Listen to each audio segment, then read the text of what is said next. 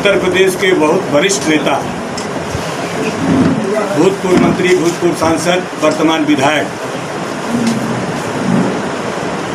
पारसनाथ जी के स्वर्गवास होने की मुझे खबर मिली। मैं उनके परिवार के बीच में माननीय राष्ट्रीय अध्यक्ष जी श्री अखिलेश यादव जी के निर्देश पर और स्वयं प्रदेश अध्यक्ष होने के नाते और पारस जी का छोटा भाई होने के नाते मैं शोक संवेदना व्यक्त करने जौनपुर में उनके परिवार के पास गया। उनके परिवार से मुलाकात किया,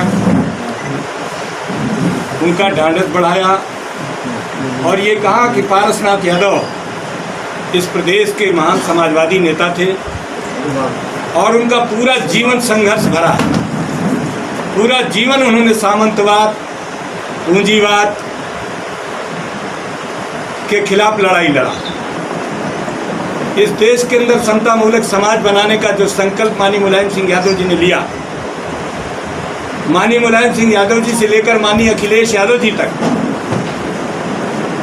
पारसनाथ जी ने अपना पूरा जीवन लगा दिया इस देश की गैर बराबरी, इस प्रदेश की गैर बराबरी, सामाजिक गैर बराबरी को दूर करने के लिए पूरा जीवन अर्पित किया। ऐसे महान नेता को हम श्रद्धांजलि देने के लिए आए। इस दुख की घड़ी में हम इसी जनपद में तमाम हमारे कई पार्टी के नेता हैं, उनके परिवार के लोग भी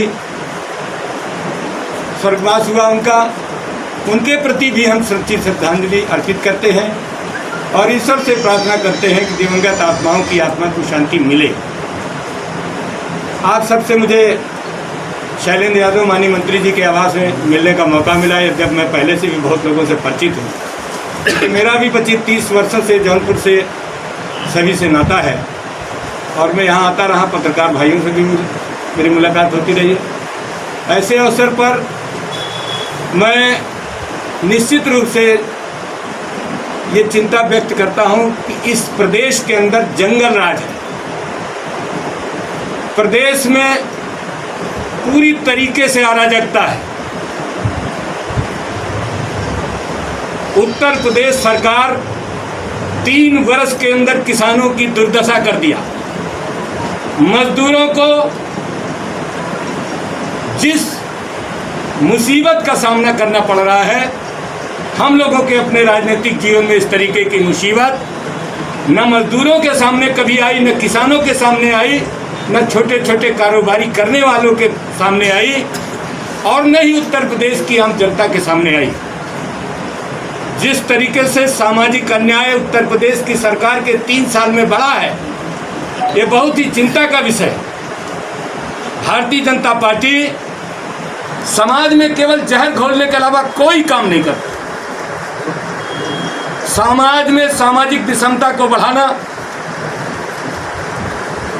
आर्थिक विषमता को बढ़ाना, सामंतवाद को बढ़ाना, पूंजीवाद को बढ़ाना और पाखंडवाद को बढ़ाने के अलावा उत्तर प्रदेश की सरकार कोई काम नहीं करती। जहां रही विकास की बात, उत्तर प्रदेश के अंदर जो विकास का सपना दिखाया था भारत के प्रधानमंत्री नरेंद्र मोदी जी ने, गुजरात मॉडल, आप सबके सामने उत्तर प्रदेश की 22 करोड़ जनता के सामने है कि उत्तर प्रदेश में क्या विकास हुआ। उत्तर प्रदेश के अंदर एक भी यूनिट बिजली का उत्पादन भारतीय जनता पार्टी ने नहीं किया। बिजली के उत्पादन में जो वृद्धि माननीय अखिलेश यादव जी ने की थी, उसी से उत्तर प्रदेश की विद्युत व्यवस्था चल रही है। भारतीय जनता पार्टी माननीय श्री अखिलेश यादव जी के द्वारा 5 वर्ष के किए गए कार्यों पर अपना टैग लगा रही है, अपना टैग लगा रही है कि हमने काम किया है। लेकिन इस प्रदेश की महान जनता देख भी रही है। मीडिया के भाई लोकतंत्र की रक्षा में जिस तरीके से संघर्षरत हैं, मैं उन मीडिया के भाइयों का भी सम्मान करता हूं जो लगातार इस प्रदेश देश के लोकतंत्र की मजबूती में अपने जीवन को खतरे में डालकर जनता को संवैधानिक आईना दिखाने का काम करते हैं और सरकारों के गलत कार्यों का जनता के सामने वो खुलासा करते हैं। उन पत्रकार भाइयों के सामने भी तमाम तरीके की मुसीबतें हैं, देश प्रदेश के हमारे मीडिया के भाइयों के सामने। बहुत से ऐसे पत्रकार हैं, अगर अपनी बात कहते हैं उन पत्रकारों की आवाज़ को भी दाबने का काम किया जाता है। इस देश के अंदर लोकतंत्र खतरे में है। लोकतंत्र की मजबूती के लिए हमारे पत्रकार भाइयों का सबसे बड़ा योगदान है और पत्रकार भाई लगातार लोकतंत्र की मजबूती के लिए अपनी लेखनी से, अपनी वाणी से इस भारत के संविधान के अनुरूप इस देश को चलने के बारे में समय समय पर आईना दिखाते रहते हैं। मैं ऐसे उन सभी पत्रकार भाइयों का, मीडिया भाइयों का भी धन्यवाद देता हूं कि आप भारत की 70 साल की आज़ादी में भारतीय जनता पार्टी द्वारा किए जा रहे देश की बर्बादी और उत्तर प्रदेश की बर्बादी का जो चित्रण करते हैं, हम तो पूरा जानकारी भी लेते हैं केवल मीडिया के माध्यम से, और जो भी जानकारी आती है, चाहे वो चैनल के लोग हों, चाहे वो प्रिंट मीडिया के लोग, नई नई जानकारियाँ, चाहे भारत के एक्सपोर्ट की बात हो, चाहे इंपोर्ट की बात हो, चाहे टेक्नोलॉजी की बात हो, चाहे सुरक्षा की बात हो, चाहे कृषि की बात हो, चाहे शिक्षा की बात हो, चाहे चिकित्सा की बात हो। आज पूरे प्रदेश में चिकित्सा व्यवस्था पूरी तरीके से चरमराई हुई है, पूरी तरीके से चरमराई हुई है। अस्पतालों के अंदर बीमार आदमी जाता है, उनको कोई देखने वाला नहीं, सिर्फ हवाई बातें हो रही हैं। और उत्तर प्रदेश की सरकार दम्भ भरी बातें करती है कि हम उत्तर प्रदेश को भारत में सबसे अच्छी स्थिति पर ले जाते हैं, लेकिन उत्तर प्रदेश की स्थिति आप सब पत्रकार भाइयों से कोई छिपी हुई नहीं है। उनको मुझसे भी बेहतर आप लोग जानते हैं कि इस प्रदेश में बेरोजगारी बढ़ रही है, भुखमरी बढ़ रही है, और अभी जो ये वैश्विक महामारी का बीमारी की बात कहें, इस वैश्विक महामारी में भारत के प्रधानमंत्री 21 दिन के अंदर इस देश के अंदर इस वैश्विक महामारी को समाप्त करने की बात जनता के सामने है। जनता को कहते हैं थाली पीटो, ताली पीटो, घंटा बजाओ, कोरोना भाग जाए। आज उत्तर प्रदेश के अंदर अगर जांच हो जाए, सही जांच हो, जिस बात को माननीय श्री अखिलेश यादव जी ने बार बार कहा है कि हमारे पास इलाज की पर्याप्त व्यवस्था होनी चाहिए। उत्तर प्रदेश सरकार ने जो इस वैश्विक महामारी के लिए बजट लिया और जो इस वैश्विक महामारी के लिए सांसदों का, विधायकों का बजट लिया, उत्तर प्रदेश के कर्मचारियों का, अधिकारियों का बजट लिया, तमाम धार्मिक संस्थाओं, सामाजिक संस्थाओं, उद्योगपतियों से जो पैसा लिया, वो पैसा कहाँ जा रहा? मैंने देखा है 1.5 महीने तक जो प्रवासी भारतीयों को जिस मुसीबत का सामना करना पड़ा, उसमें जौनपुर, गाजीपुर, बलिया, देवरिया से लेकर पूरे पूर्वांचल से बिहार, झारखंड के लोग, इस तरीके की व्यवहार कभी भी पशुओं के साथ भी नहीं। भेड़ बकरी तो ट्रकों में तरतीब से लादे जाते, लेकिन हमने अपनी आँख से देखा है कि लोग पैदल आए, साइकिल से आए, मोटरसाइकिल से आए, रिक्शे से आए, ठेलिया से आए, तमाम लोग मौत के मुंह में समा गए और बेबस लोग ट्रकों में लदकर आए। उन ट्रकों में भेड़ बकरियां तो लादी गई जाती हैं इत्मीनान के साथ, तरतीब के साथ, लेकिन इंसान को जिस तरीके से मैंने देखा है, अपनी आँख से देखा है, बहुत लोगों की मदद में पानी लेकर, कहीं खाना लेकर हम लोग भी गए, ये देखा है कि वो लंबे लंबे ट्राला जिनमें गाड़ियाँ आती हैं, कारें लगती हैं, मोटरसाइकिल लगती हैं, ट्रैक्टर लगते हैं, मशीनें लगती हैं, उन पर जब इंसान लगा, उनके ऊपर अभी जो घटना हुई थी औरैया के पास, उसमें जो चूना लदा था या पीओपी लदी, जो भी लदा, उन पर 50-50 लोग लादे जा रहे, बैठे हुए भीषण गर्मी में 47 डिग्री 43 डिग्री टेम्परेचर में लोग जिस मुसीबत का सामना किए हैं इस प्रदेश के लिए, बहुत बड़ा कलंक है।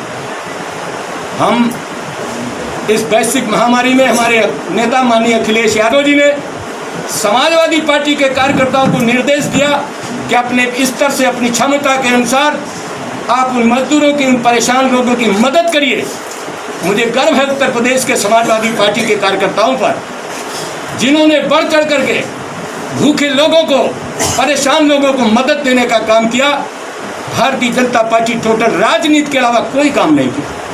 भारतीय जनता पार्टी ने स्थापना दिवस मनाकर अपनी राजनीतिक रोटियां सेकने का काम किया। समाजवादी पार्टी के कार्यकर्ताओं ने जब भूखे लोगों को रोटी देने का काम, उनको भोजन देने का काम, उनको पानी देने का काम, उनको दवा देने का काम जब किया, तो समाजवादी पार्टी के कार्यकर्ताओं के ऊपर संगीन मुकदमे लगाए जाते हैं।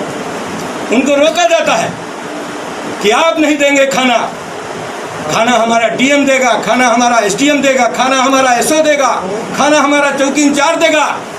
लेकिन हम पूछना चाहते उत्तर प्रदेश सरकार से कि जाने कितने लोग हैं उत्तर प्रदेश के अंदर, लाखों लोग आज गांव में क्वारंटाइन के नाम पर जिस तरीके से अपमानित हुए, जिस तरीके से अपमानित हुए, इस तरीके का अपमान दुनिया के किसी देश में नहीं होता है जो उत्तर प्रदेश के अंदर हुआ है। और उत्तर प्रदेश के अंदर मजदूरों के साथ साथ किसानों के साथ हमने अपने जीवन में नहीं देखा था। 21 मार्च को उत्तर प्रदेश में लॉकडाउन की बात होती है, कहीं पर कर्फ्यू की बात होती है, 22 तारीख को कर्फ्यू हो जाता है और किसान अपनी फसल नहीं बेच पाया। किसान का गेहूं क्रय केंद्रों में लिया नहीं गया, सारा गेहूं जो भी लिया है वो क्रय केंद्रों में बिचौलियों से ले लिया। 1300, 1400, 1500 रुपये कुंटल ले लिया और उसका जो समर्थन मूल्य घोषित है वो समर्थन मूल्य किसानों को नहीं मिला, केवल भारतीय जनता पार्टी के दलालों को मिला, भारतीय जनता पार्टी के बिचौलियों को मिला। उत्तर प्रदेश के अंदर सबसे ज़्यादा खेती करने वाले लोग, सब्जी पैदा करने वाले, गर्मियों में विभिन्न प्रकार की सब्जियां पैदा होती हैं, उन सब्जियों को शहरों के अंदर, कस्बों के अंदर नहीं आने दिया, उनको फेंकने के लिए मजबूर होना पड़ा। कोई टमाटर फेंका, कोई कद्दू फेंका, कोई लौकी फेंका, कोई तरुई फेंका, कोई करेला फेंका, कोई मिर्चा फेंका, कोई बैगन फेंका, कोई गोभी फेंका, फेंक दिया बेचारों। पशुपालक जो 2 लीटर 4 लीटर दूध बेच करके अपने जीवन को, अपने बच्चों को दवाई पढ़ाई का इंतजाम करते हैं, उनके दूध की हालत, हम गांव के रहने वाले हैं, हमने देखा है कि जो 42-45 रुपये लीटर दूध बिकता था, इन कार्यकाल में उसे 18 रुपये 20 रुपये से ज़्यादा कोई पूछने वाला नहीं। लेकिन सरकार ने उन किसानों की बात को नहीं सुना, उन किसानों की मदद नहीं की, उन किसानों के नुकसान का मूल्यांकन नहीं कराया। अखबारों में, सभी अखबारों में आता रहा, किसानों की बात को अखबारों में बताया गया, मजदूरों की परेशानी को दिखाया गया, बीमार लोगों की परेशानी को दिखाया गया। और इस परेशानी में भारतीय जनता पार्टी ने सिर्फ राजनीति किया और हवाई बातें किया, जिससे इस प्रदेश के अंदर बहुत ही परेशानी है। लोगों के अंदर जिस तरीके से उत्तर प्रदेश सरकार द्वारा अमानवीय व्यवहार किए जाने से लोगों में दहशत है, परेशानी है, ये हमारे लोकतंत्र में एक बहुत बड़ा कलंक है। ये चंद बातें मुझे आपके बीच में कहना था, इसलिए मैंने आपके सामने अपनी बातें रखी। अमेठी कांड हुआ है, इसमें सपा का नेता नामजद किया गया है, सपा का क्या स्टैंड है, अभी तक सपा ने क्या किया? समाजवादी पार्टी के जिलाध्यक्ष भी हैं और यहाँ हमारे सब नेता हैं, और ये इस स्थानीय समस्या को हमारे सारे नेता, हम लोगों का रिपोर्ट, क्योंकि कल रिपोर्ट पहुंची है और उसी समय ये पारसनाथ जी की बात और आशीष यादव जी की मिर्जापुर की बात पहुंची, हम लोग वहाँ से आए, पूरी रिपोर्ट नहीं पढ़ पाए। जो भी आएगा, हम दोषी को, कोई भी दोषी हो, उसको दोषी को बचाने के पक्ष में नहीं है, लेकिन निर्दोष को फंसाने के पक्ष में नहीं है कि निर्दोष लोगों को प्रशासन परेशान करे।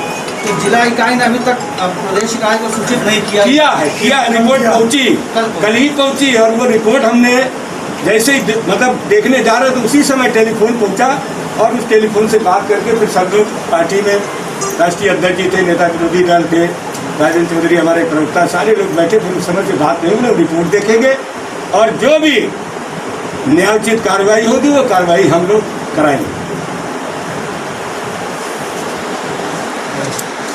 अभी आपने कहा कि हमारे नेता जो है गरीबों मजदूरों की मदद के लिए राष्ट्रीय अध्यक्ष के लिए जनपद जौनपुर में कोविड-19 से 3-4 लोग मरे थे और 1 लोगों को आपकी पार्टी ने जो है कि कुछ 1 लाख रुपये का चेक दिया, वो 3 लोगों को क्यों नहीं दिया? देखिए, वो 3 आप जर्नलिस्ट हैं, आप जर्नलिस्ट, उसमें और थोड़ा जर्नलिस्ट हैं, हम ही बता देते हैं।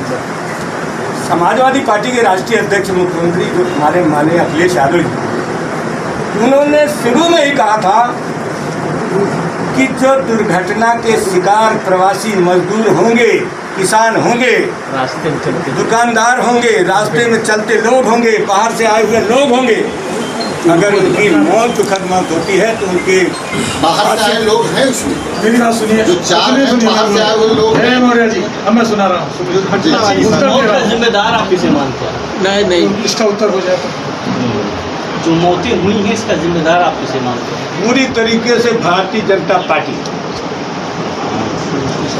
और ये नहीं उसका प्रबंधन पूरा मीडिया पूरे देश का टॉप का लेखक इस बात को लिखता है। अच्छा अध्यक्ष जी, तो ये प्रदेश के मुख्यमंत्री जी ने कहा है कि प्रवासियों के लिए भी कमीशन बनेगा, और कौन प्रवासी जाएगा नहीं जाएगा उस पर आपका क्या कहना है?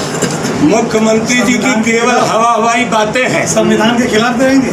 हवा हवाई बातें हैं मुख्यमंत्री जी की। कहने दीजिए। जी जी। मुख्यमंत्री जी जो 11-11 की टीम है, उस टीम से घिरे हुए हैं, उनको नीचे की हकीकत बताई नहीं जाती, नीचे की हकीकत मालूम नहीं होती, और मुख्यमंत्री जी मीडिया के सामने अपनी बात को कह देते हैं। कौन कौन लोग हैं मतलब अब 11 तो आपके पास है, पूरी हम लोग तो आपने बताया।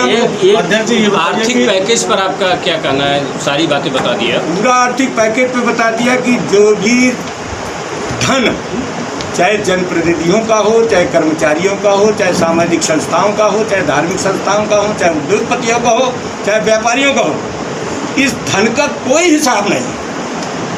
और भारत सरकार ने जो भी रुपया दिया होगा इनको, उसका भी कोई हिसाब नहीं। खुलासा करे भारतीय जनता पार्टी,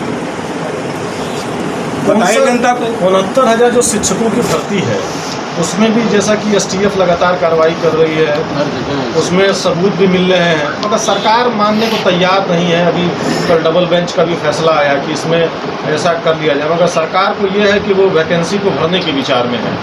देखिए, सरकार तो 3 साल में कोई वैकेंसी ही नहीं भर पा रही। जो परीक्षा कराती पेपर पहले ही आउट हो जाता है, पहले ही आउट हो जाता है, मतलब भ्रष्टाचारी पहले ही आउट हो जाता है। अभी लोग लिखते हैं, हम लोग उसी से पढ़ते हैं, पहले ही आउट हो जाता है। अभी तक कोई बड़ी भर्ती भारतीय जनता पार्टी ने नहीं किया, और न कोई भारतीय जनता पार्टी की ये नियत भी नहीं है कि किसी को नौकरी मिले, मनसा ही नहीं है, भावना ही नहीं है।